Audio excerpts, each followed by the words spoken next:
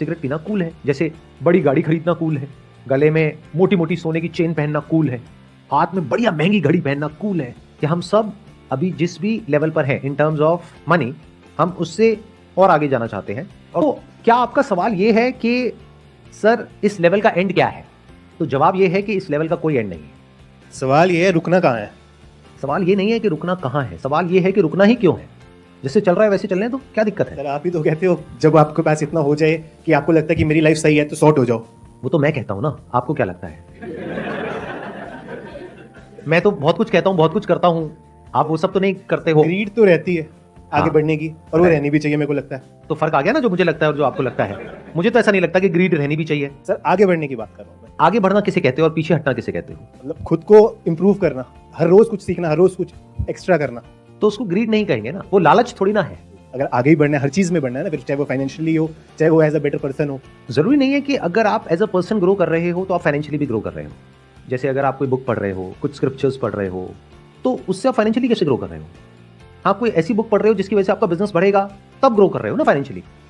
तो ध्यान से समझो हो क्या रहा है। एक है जो आप एक्चुअल में हो, एक है जो आप बनना चाहते हो।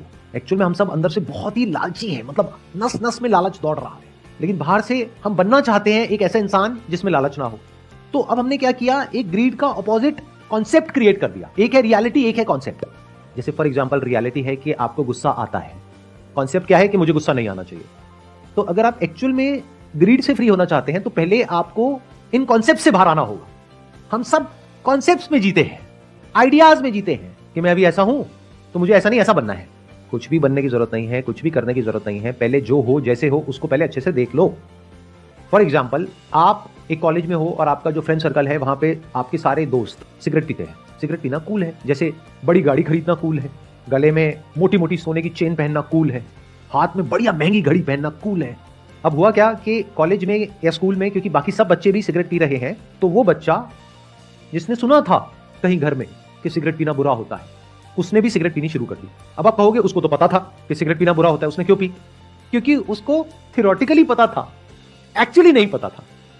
बट अगर वो जो बच्चा है वो अगर जाए किसी कैंसर हॉस्पिटल में और वहां जा करके लोगों को एक्चुअल में देख ले कि इसकी वजह से क्या होता है, तो there is a strong possibility कि वो छूट जाएगी।